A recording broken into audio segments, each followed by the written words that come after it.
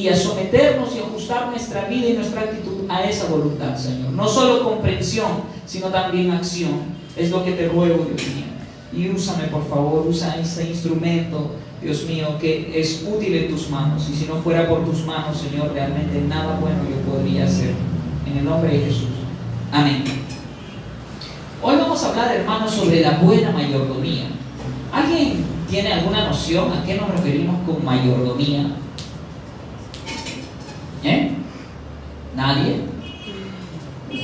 ¿Qué es un mayordomo? ¿Han visto ustedes la serie esta que daba en América? ¿Cómo se llama? Al fondo hay sitio. Al fondo hay sitio, creo, ¿no?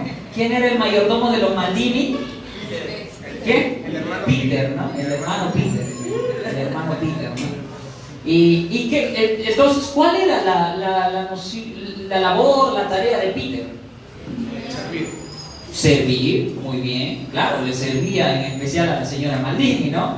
Y obviamente a todos los integrantes de la familia, etc. Entonces, por ahí vamos viendo un poco que la mayordomía tiene que ver mucho con el servicio, ¿ya? Pero propiamente dicho, la palabra mayordomía en el griego y el Nuevo Testamento es usada como, en su mayoría de veces, oikonomia. ¿Qué significa? Administrar. Administrar, nada más, así de sencillo. ¿Sí? Entonces, un mayordomo es un administrador. Un administrador en una casa. Un administrador de aquello que le delegan responsabilidad, ¿no? O que ponen en sus manos. ¿Estamos claros? ¿No es cierto? Eso es lo que hacía Peter, ¿no es cierto? Él estaba encargado en la casa. Él mandaba a la otra sirvienta, ¿no? Me parece, te das cuenta, él decía, mira, haz esto, se prepara aquello, etcétera. Servía. El mayordomo no es el dueño, ¿no? Peter no era el dueño. Era la doña Maldini, ¿no? Y toda esa familia. Pero él aún así tenía cierto grado de responsabilidad. O sea, no era tampoco el sirviente. Entonces, ¿estamos claros aquí? Mayordomo es un administrador, es el administrador en una casa, es aquel que administra los recursos o el bien o aquello que se le ha dado por responsabilidad. ¿Sí? ¿Amén? Amén. Muy bien. Entonces, ¿a qué nos referimos con buena mayordomía? Obviamente a una buena administración, ¿no es cierto? Ahora, yo te pregunto, ¿qué es lo que debemos administrar bien?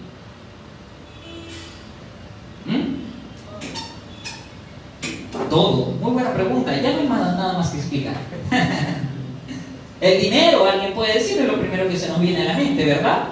Porque cuando hablamos de administrar, lo primerito que decimos, uy, no tengo que administrar bien mi dinero porque, rayos, te pagan el 30, llega el 7 y ya quieres que sea 30 otra vez.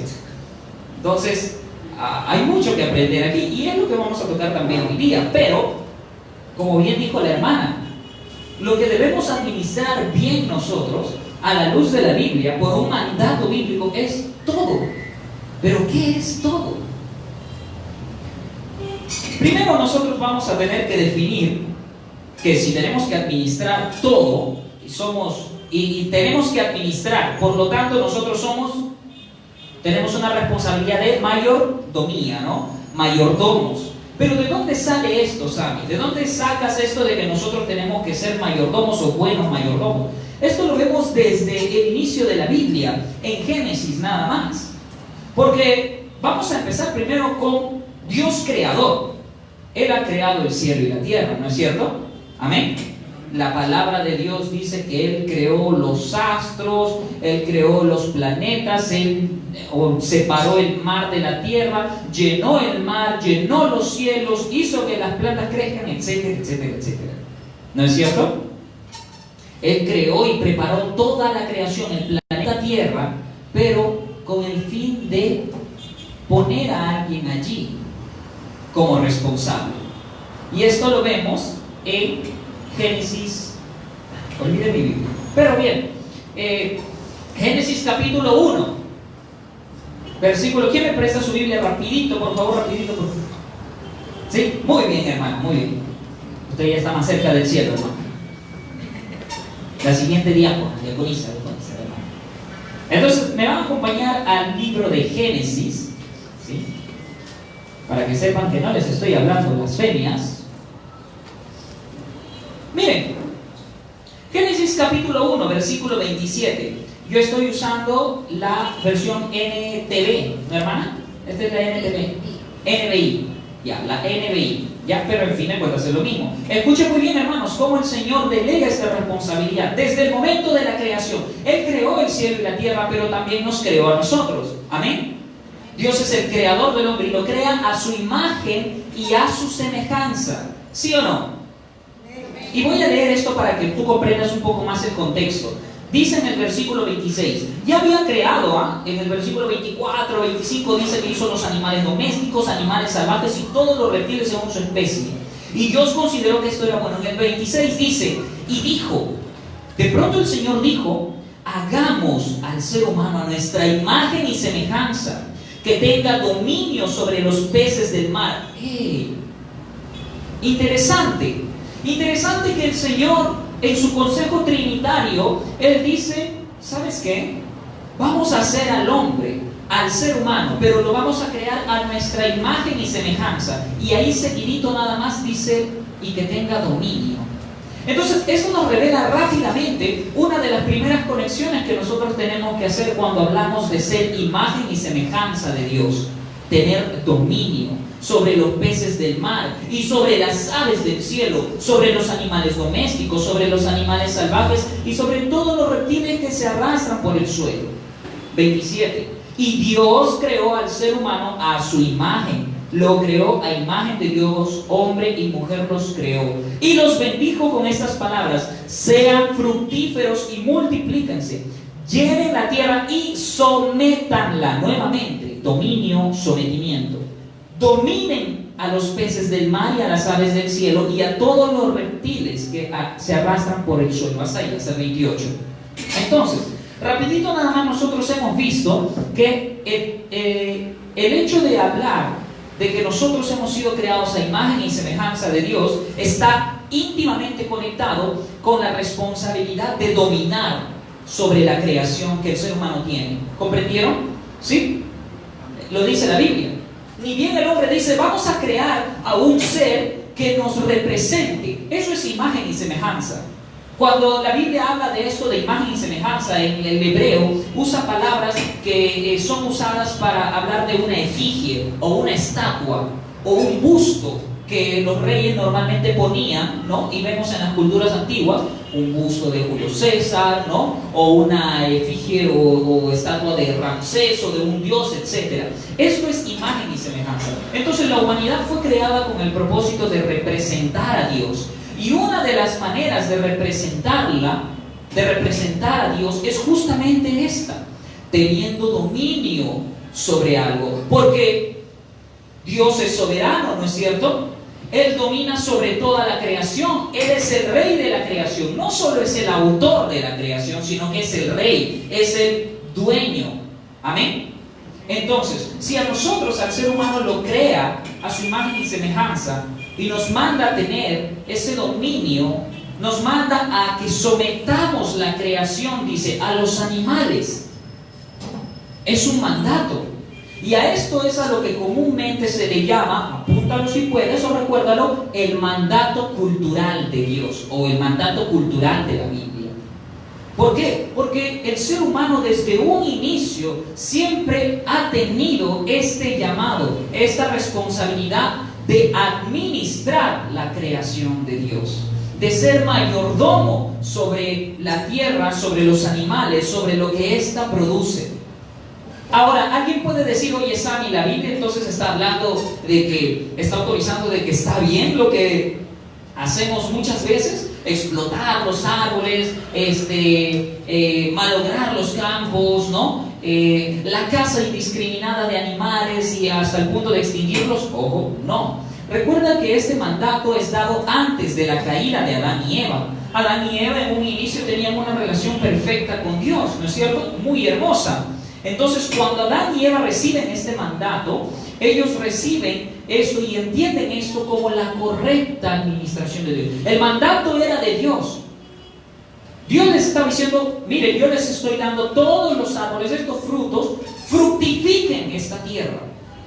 Trabajen esta tierra, multiplíquense y tengan dominio, administren, sometan la creación a ustedes. Pero no había pecado, no había corrupción.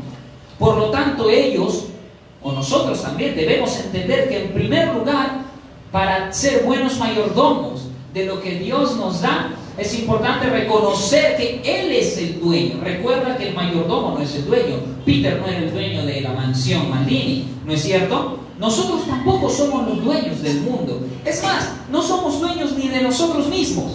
El Señor, curiosamente, dice al ser humano que nos enseñoreemos de la creación, pero no que seamos señores ni siquiera de nosotros mismos. Curioso, ¿no? Entonces, estamos viendo esto, que en un inicio Dios no está aprobando la explotación terrible de la creación. No, porque no había eso antes de la caída. Esto viene después del pecado. Después del pecado, lamentablemente, la administración, el trabajo de la tierra, o la mayordomía, o la administración de los recursos de la tierra, se vieron incluso afectados. ¿Por qué? Porque la administración es nuestra responsabilidad, pero después del pecado, ya nuestro corazón se desvió, ¿no es cierto? Y lo que en un inicio Adán y Eva y sus descendientes y sus hijos estaban cumpliendo de manera bonita, hermosa, agradable y según los términos y la voluntad de Dios, después del pecado todo se vino abajo, todo se arruinó. La creación misma padece por el pecado. Por eso Pablo en Romanos dice que incluso la creación gime a una esperando la redención. Acá hay algo que nosotros tenemos que aclarar, y es que creemos a veces que la salvación o Dios solo se interesa en el ser humano y en su corazón y en su alma, ¿no es cierto? Creemos que la salvación solo tiene que ver conmigo y con las almas, ¿no? Y nosotros, cuando Dios venga, nos llevará a nosotros y destruirá la tierra. ¿Alguna vez has pensado así? Yo sí pensaba así, que Dios iba a destruir el planeta y el universo y que de repente íbamos a estar en otra dimensión, no sé, ¿no? Y todo esto ya no servía, porque ¿para qué? Qué feo, mira los volcanes, qué feo, mira la creación, terremotos, ¿cómo va? No. Pero esto es a causa del pecado. A causa del pecado, la creación misma se vio afectada. Pero a Dios nadie le arruina los planes, ¿no es cierto? Porque Dios en un inicio, cuando creó la tierra y todo el resto de la realidad, ¿qué dijo? ¿Que era malo? ¿Que era bueno momentáneamente? No, dijo que era bueno en gran manera. Y aunque nosotros hemos pecado, aunque la humanidad cayó en rebeldía contra Dios, eso no significa que la creación sea mala. Sigue siendo buena, aunque obviamente ya afectada por catástrofes y muchas cosas. Pero Dios prometió venir a redimir todo eso, no solo a la humanidad, no solo a los suyos, sino a su creación misma. Por eso es que si tú lees los profetas, ellos hablan de un día en el que habría de venir Dios, cuando venga y retorne, haría cielos nuevos y tierra nueva. Ellos tenían en claro que Dios iba a redimir todo.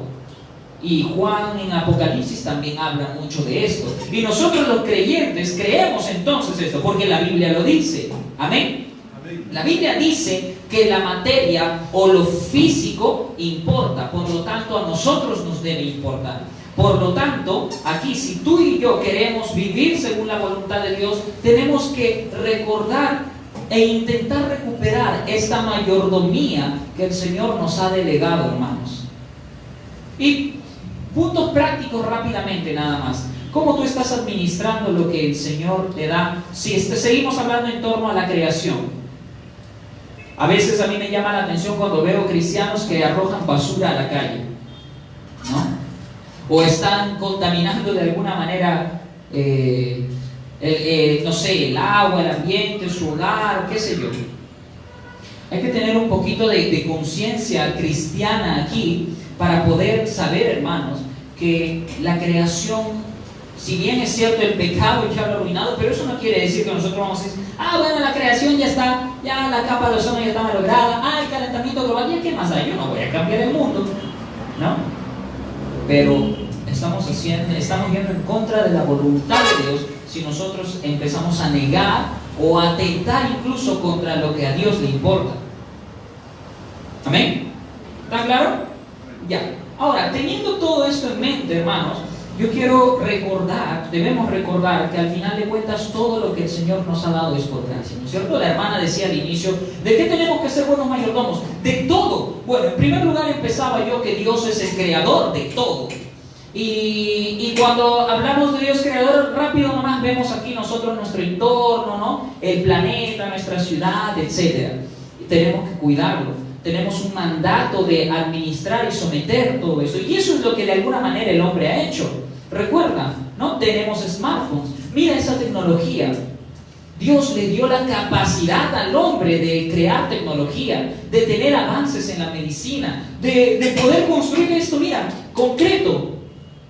Todo en un inicio era para glorificar a Dios. Lamentablemente hoy en día la capacidad que Dios le dio al hombre de ser creativo, de administrar y de ser mayordomo en la creación, como lo vimos hace un momento, se ha visto afectada por el pecado y hoy en día se pueden construir templos para la iglesia como se pueden construir prostíbulos.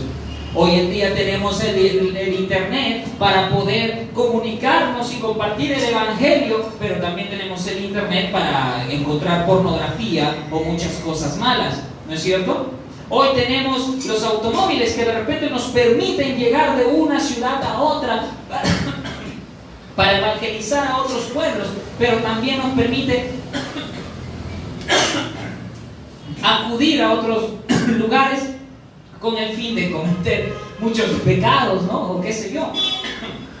Perdón.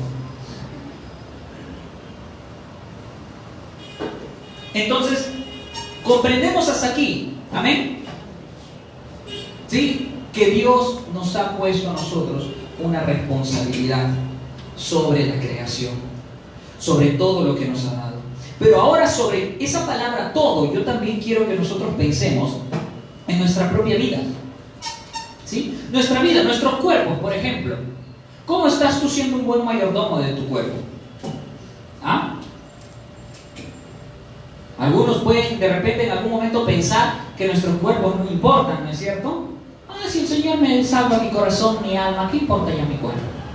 No, pero la Biblia dice que el Señor Jesús ha comprado incluso nuestros cuerpos y que ahora nosotros somos templos del Espíritu de Dios, ¿no es cierto? Amén.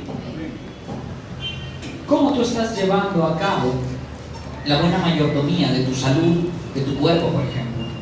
¿No? En el Nuevo Testamento se habla mucho de los miembros con la inmoralidad sexual. Recuerda que la palabra de Dios dice que somos templo del Espíritu Santo. Y Gálatas, en el capítulo 2, versículo 20, Pablo dice que Cristo vive en él. Un autor dijo, leí en esta semana que escribió, si uno tocaba la puerta del corazón de Pablo, quien salía a atenderte era Jesús. Cuando alguien toca la puerta de nuestro corazón, ¿quién sale a atender? ¿Qué quieres? ¿Quién es? Pero, ¿cómo estamos administrando nuestra vida?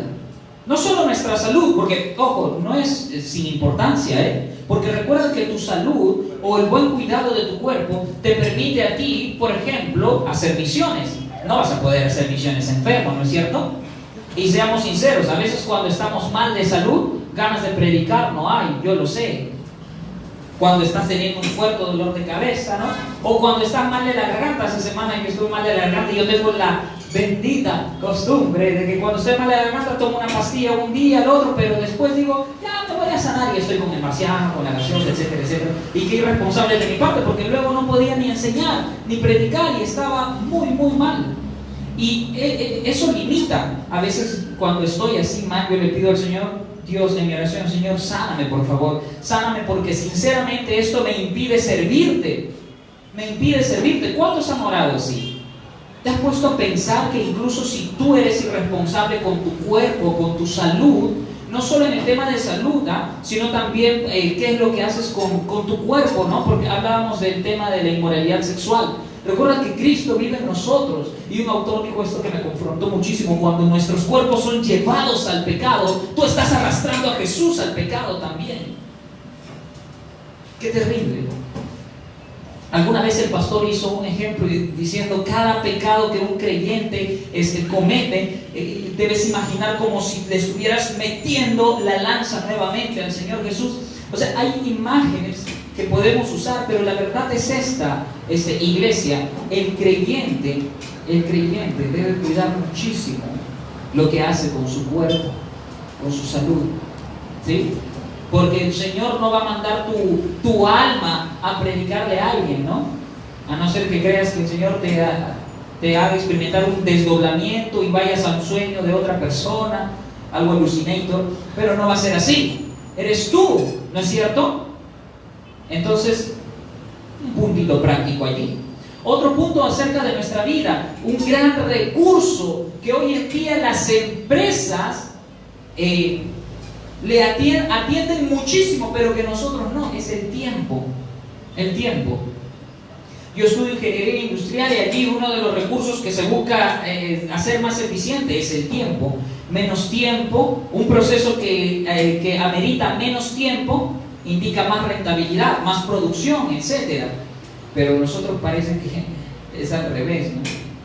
Pensamos que mientras más tiempo desperdiciamos, hay más producción para nosotros, pero ¿producción de qué? No sé, de pereza, de letargo, de desgano. Y la pereza también es confrontada muchísimo en la Biblia, a tal punto que en el Nuevo Testamento uno de los autores dijo: hey, en esa iglesia, si es que hay perezosos, si es que hay alguien que no trabaja, que no coma. Así de sencillo. Y ojo, la pereza es algo que Dios se toma muy en serio. ¿Por qué? Desde el inicio nada más, ¿qué vimos que le dijo a Adán y a Eva? Aquí tienen la creación, tómense sus vacaciones. A veces hemos pensado eso. ¿Te ha pasado también? Creíamos que Adán y Eva de repente estaban en sus hamacas, echados ahí, bien rico, como si estuvieran en el Caribe, qué sé yo, ¿no? Y escuchando los pajaritos, y los animales, y el agua, etcétera, etcétera. Pero no, Dios les dijo: aquí tienen la creación, miren, este es el huerto del Edén, este jardín. Ahora sí, a trabajar, fructifíquenlo. Si bien es cierto, Dios era quien daba la producción, pero tenía que esa tierra ser trabajada. Adán y Eva tenían la responsabilidad de trabajar el jardín, el huerto del Edén, de labrarlo, de multiplicarse y que su descendencia también haga lo mismo. El trabajo es un mandato de Dios, que ahora es difícil por el pecado. Recuerda que también cuando Adán y Eva pecan, ¿qué es lo que le dice el Señor? Una de las primeras cosas que le dice a Adán: ahora la tierra ya no te va a producir tan fácilmente. Ahora si te va a producir, va a ser con el sudor de tu frente. Hay un error que a veces hemos cometido, y los creyentes, escuché una vez a un profesor en la universidad que dijo: el trabajo es una maldición de Dios. Pero no es una maldición, ya vemos que es una bendición, que es un mandato de Dios, es la voluntad de Dios que el hombre, el ser humano, trabaje, se gane el pan, ¿sí? Que tenga sus bienes, que produzca con sus dones, con su esfuerzo. Lo que es consecuencia del pecado es que ahora nos agotamos, ahora cuesta. Ahora sí, como dijo Dios, no es con el sudor de nuestra frente, es con mucho esfuerzo que logramos salir adelante. Pero Dios es bueno. ¿Qué estás haciendo con tu tiempo? En una era en la que, es fácil distraerse. Porque antes, quizá hace muchos años, para distraerte, salíamos, yo me acuerdo de niño, a manejar bicicleta con mis primos, ¿no? O en las noches a jugar a las chapadas. Qué tiempos aquellos, ¿no? De repente algunos también recuerdan. Pero hoy no. Hoy los niños difícil. No. Es mucho más fácil que se distraigan y desperdicien su tiempo, porque ahora solo están en el celular. YouTube, ¿no? Redes sociales. Nosotros los adultos, películas, series, novelas, Facebook, chateando, ¿no? Esto por aquí, por allá. Es una gran bendición la tecnología, claro que sí. Pero recuerda que el Señor nos ha dicho a nosotros que seamos mayordomos, administradores, que sometamos la creación a nosotros. Pero hoy no vemos eso. Hoy vemos que la creación prácticamente nos somete a nosotros. El smartphone parece ser el nuevo Dios de esta nueva era, y nosotros nos sometemos a Él y nos arrodillamos ante Él en sus nuevas presentaciones. Porque si sale el Samsung S9, S10, estamos allí, el iPhone, etcétera, y quieres tener lo último. ¿Y cómo estás administrando tu tiempo? ¿No? ¿Cómo vamos a querer conocer más a Dios? ¿No? Le estamos cantando allí, Señor, en la sombra de tus alas permaneceré, no temeré, ¿no? O has vencido, está escrito, pero no lees lo que está escrito. No leemos la palabra de Dios. Esto está, como dijo Spurgeon una vez, hay creyentes que tienen una Biblia en casa tan llena de polvo o tan polveada que es posible escribir condenación con el dedo. ¡Wow! Terrible. Terrible. ¿Cuánto tiempo estás dedicándole a la lectura de la palabra del Señor? Y ese tiempo es de calidad. Porque a veces pueden ser unos 5 o 10 minutos. No vamos a ser legalistas respecto a esto, pero es calidad. O sea, realmente has separado esos 10 minutos para buscarle al Señor y decirle, Señor, háblame, por favor, háblame. Y no como ese devocional de checklist que parece, a ver, inicia el día, oré, checklist, ya, listo, muy bien, cumplí, señora, ahora sí, a la chamba. Y aquí hay otro error que nosotros cometemos y que implica una mala mayordomía: creer que las cosas del Señor no tienen nada que ver con nuestras cosas cotidianas. Hacer una diferencia o establecer un abismo entre lo que es servirle a Dios y trabajar, estudiar, cocinar, hacer un montón de cosas. No. Dios desde un inicio nos dijo que fructifiquemos, nos multipliquemos, dominemos, sometamos la creación. Todo, incluso el trabajo, es una manera de glorificar a Dios.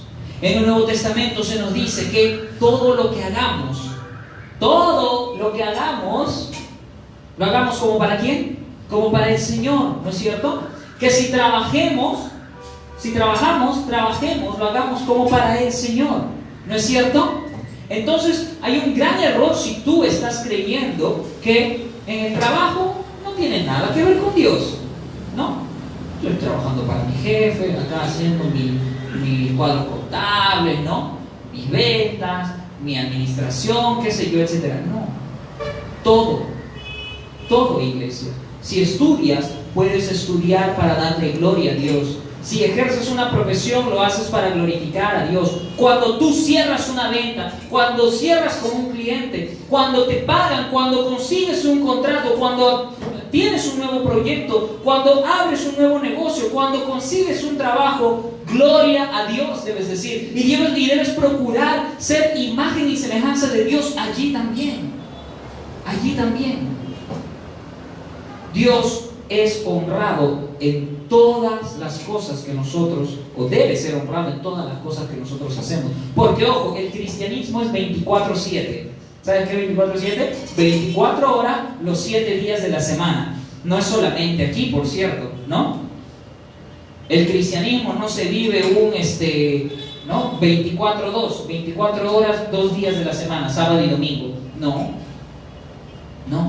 Entonces, ojo con esto. Mucho cuidado con esto. Nosotros debemos ser buenos mayordomos de lo que el Señor nos da. Todo lo que el Señor nos ha dado es por gracia, ¿sí o no? ¿Sí o no? ¿Algo tú te mereces? ¿Algo te ha dado Dios que es una justa retribución? Sí, puede decir alguien. Y yo diría, cuidado. Cuidado para aquellos que le dicen al Señor: Dios, yo lo he hecho por ti, te he servido, he trabajado, págame. Y el Señor le mostrará la Biblia y le dirá: no, la paga del pecado es la muerte. Tú lo pediste, hijo.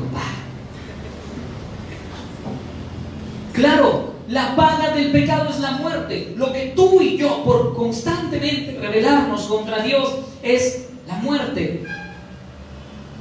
La justa retribución de Dios para con una humanidad pecadora es una eterna separación de Él. Pero eso nos ha dado el Señor ahora, tú, creyente, cristiano, que puedes alabar y adorar al Señor. No, ¿no es cierto? Porque el Señor te ha salvado, te ha dado su Espíritu, te ha dado su palabra, te ha dado su salvación, su gozo, te ha dado la oportunidad por misericordia y gracia de que estés en su presencia. Eso es por gracia. ¿No es cierto? Un mayordomo que va y postula un trabajo, lo evalúan y le dicen: hey, tienes un buen currículum, adelante, tú sí vas a administrar mi casa. Él puede considerar que su trabajo sí debe ser retribuido, porque él dice: yo soy un buen mayordomo, lo dicen mis anteriores trabajos, me vas a pagar por administrar en tu casa. Pero nosotros, que no merecemos que el Señor ponga sus bendiciones y todo lo que Dios nos ha dado y decirnos: hazte responsable, administralo, úsalo para glorificarme, úsalo para tu bienestar. ¿Nos atreveríamos a pedir paga? ¿Nos atreveríamos a creer que el Señor nos debe algo? Y aquí hay un aspecto también de la buena mayordomía que nosotros debemos considerar. Es justamente esa, la salvación. El Señor nos ha traído a la vida por gracia, hermanos. Solo por los méritos de Jesucristo. Por medio de la fe es que el pecador injusto puede ser considerado justo, porque la justicia de aquel que padeció en la cruz se le es otorgada, transferida o imputada, como se dice en teología. Tú, creyente, hijo de Dios, hija de Dios, si eres llamada así hoy en día, en este momento, es por medio de la fe, por tu fe puesta en Jesús. Amén. Pero incluso esa fe, ¿quién te la dio? El Señor, ¿sí o no? Incluso esa fe la dio Dios. ¿Cómo estamos administrando esa fe? ¿Cómo estás compartiendo esa fe con los demás? Una de mis oraciones, cada vez que yo he conseguido un nuevo trabajo o he entrado a estudiar, era justamente eso: darme las oportunidades de compartir mi fe. Y algunas era fácil, algunas difícil, pero ojo, Dios no falla con eso, ¿eh? Él siempre da oportunidades de compartir la fe. Nadie puede aquí decir, creo yo, y si alguien lo dice es porque no ha estado muy atento, de que Dios no ha dado oportunidades para compartir su fe. Yo recuerdo muy bien cuando trabajaba con unos hermanos aquí en un taller, habían 2 chicos, y tú sabes que a veces eran venezolanos, y al inicio del día nuestra estrategia era orar con todos. Y yo recuerdo al inicio del día que una vez dije, bueno, yo no sé aquí quiénes son creyentes o de repente si hay algún ateo, ¿no? Pero nosotros aquí vamos a orar. Vamos a orar porque queremos que el Señor nos bendiga, etc. Y oramos. Y al inicio de ese primer día yo me di cuenta que uno de ellos no oraba o no sé, estuvo haciendo otra cosa. Pero con el tiempo, luego la estrategia era cuando salíamos a almorzar: ora Javi, ores mi día, oro yo. Pero ya después de que varios días nos habían escuchado orar estos chicos, ya decía, ora, ¿yo? Sí, vamos a ver. Y al toque yo cerraba mis ojos para que no me diga nada. Ora, y esperábamos. Y no sé, imagino que él se quedaba así, y algunas palabras le salían. Pero bueno, oraban y se dirigían al Señor, y poco a poco nos dimos cuenta que había una obra de Dios en ellos. Hoy creo que congregan uno de ellos en la mañana con su esposa. No sé el otro, ya no lo veo tanto tiempo ya, pero ellos han venido aquí a Gracia Urbana y debemos orar y rogar para que el Señor haga su obra en ellos. Pero fíjate, fue algo tan sencillo como compartir una oración. Y es lo mismo también en el trabajo. Que alguien te vea orar cuando vas a comer, que alguien te vea leer tu Biblia o un libro cristiano, no sé, en tu break. Qué terrible es para ti si es que en tu universidad o en tu trabajo, si llevas tanto tiempo y no te conocen que eres cristiano. ¿Ah? Ojo, ojo. Y digo terrible, ¿por qué? Porque un cristiano se nota, se nota. Un cristiano que no se note, probablemente no sea cristiano. Siempre va a haber una diferencia entre un creyente y un no creyente. Y nosotros aquí las cosas, la buena mayordomía, la queremos hacer a la manera de Dios. ¿Amén? ¿Amén? Porque el mundo tiene su manera de cómo hacerlo. El mundo tiene su manera de cómo administrar su tiempo, su vida, su salud. Ellos los fines de semana están metiéndose licor, hasta quizá de aquí a unos años les va a ir mal con el hígado. Ellos están metiéndose sustancias al cuerpo que afectan sus capacidades sensoriales y no sé qué será de aquí a unos años para ellos. Ellos saben usar su dinero para irse al prostíbulo, para pagar un internet y ver pornografía, para comprar armas, para comprar un montón de cosas. El mundo tiene su manera de cómo ser mayordomo con lo que Dios le da, porque ojo, incluso Dios les permite tener lo que ellos tienen. Pero el creyente no, el creyente sabe que lo que recibe de Dios es justamente de Él, de Dios, y es por gracia, no lo merece, y por eso puede comprender que hay una mayor responsabilidad de ser un buen mayordomo, y más aún con lo más precioso que el Señor pudo haberle dado al ser humano, o al creyente mejor dicho, que es la salvación. La salvación. ¿Cuánto estás compartiendo tú de este evangelio que ha llegado a ti por gracia? ¿Ah? A tu familia, a tus amigos. El Señor va a pedir cuentas. ¿Hace cuánto tiempo quizá no escuchamos esto? Dios va a pedir cuentas. Cuando el Señor Jesús cuenta la parábola de los talentos de un señor, de un negociante que le deja 10 talentos a uno, 5 a otro y 1 a otro, y dice: me voy por un tiempo, ya vengo, inviertan eso. Y el que tenía 10 invirtió y dijo: no, cuando venga el Señor tiene que encontrar más. Invirtió y gana. El que tenía 5 también, pero el que tenía un talento dice: si lo invierto lo puedo perder, lo voy a enterrar, lo voy a guardar. Y lo guardó hasta que cuando vino el Señor, felicita al primero y le dice: buen siervo fiel, me has sido fiel en lo poco y en lo mucho te voy a poner, entra al gozo de tu Señor. Y al segundo también le dice: buen siervo fiel, excelente, tú comprendes realmente lo que yo quiero. Me has sido también fiel en lo poco y en lo mucho tú serás puesto. Entra en el gozo de tu Señor. Pero al tercero la parábola dice que el Señor le dijo: si tú sabías, ¿no?, que yo quiero producción, que yo quiero ganancias, ¿por qué no lo pusiste por lo menos al banco? Y eso iba a producir intereses y yo iba a tener más. Pero no, tú has sido infiel en lo poco. Tú has actuado por tus propios medios. Tú has confiado en tu propia sapiencia. Tú has hecho las cosas a tu manera. Así que ahora tú, al llanto y crujir de dientes. El tema de la buena mayordomía no es un tema, hermanos, que puedas o no atender. No solo está ligado al dinero, porque es cierto. ¿Qué estamos haciendo con el dinero, no? ¿Sabías que la iglesia, los miembros saben que la iglesia tiene que pagar un alquiler y muchos servicios, ¿no es cierto? Ya, ¿y tú qué estás haciendo?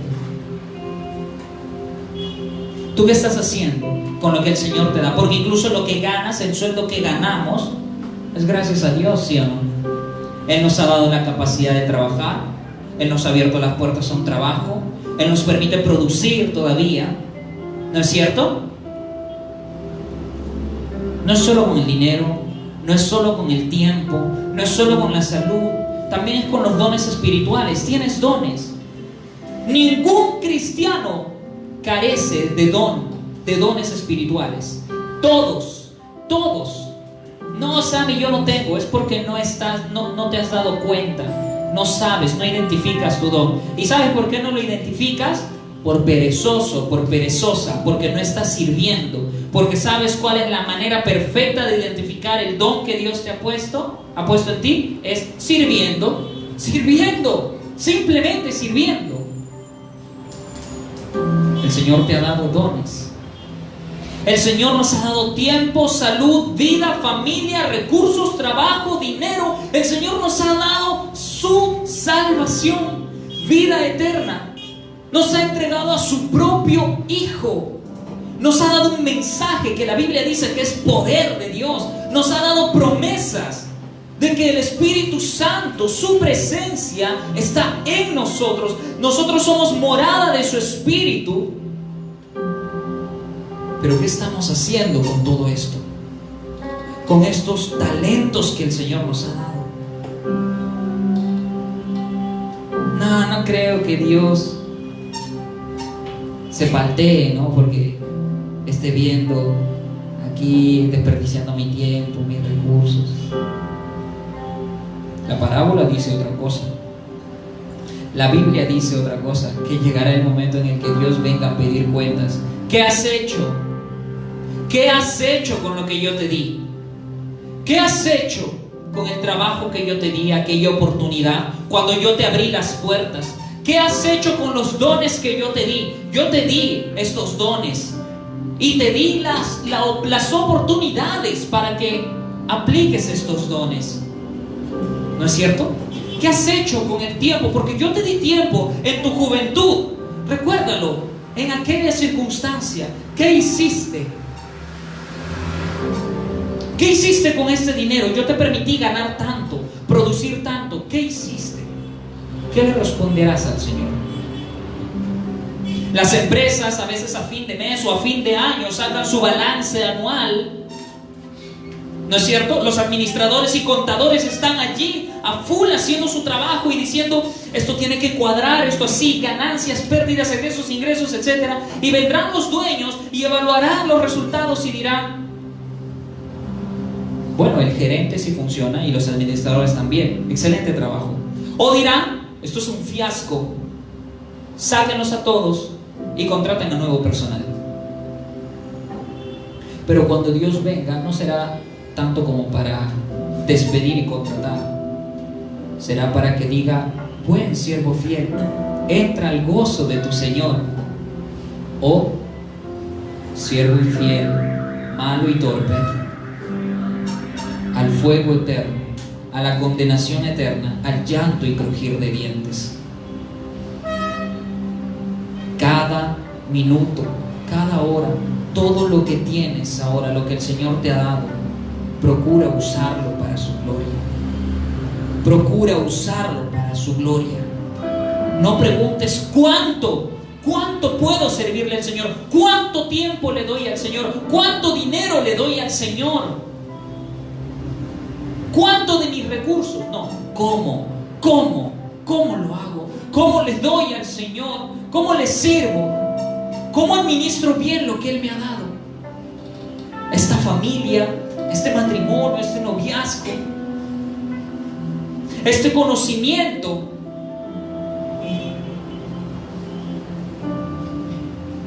Que Dios nos ayude, iglesia, a ser buenos mayordomos, a ser siervos fieles en lo poco, fieles en lo poco.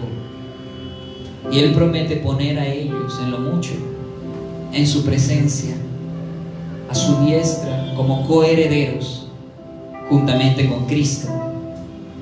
Pero aquellos que están cayendo en la infidelidad, aquellos que reciben muchas bendiciones de Dios, pero las desperdician, las malgastan,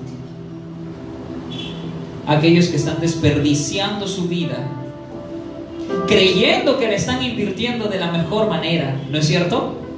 Porque cuando uno está haciendo lo que quiere, cree que está haciendo lo que más le conviene, ¿no es cierto? Mi satisfacción, mi placer, lo que me encanta, lo que me gusta, es mi vida, es mi tiempo, es mi dinero, yo hago lo que quiera con ellos. Bueno, les va a durar por esta temporal transición, pero al final se dará una gran sorpresa.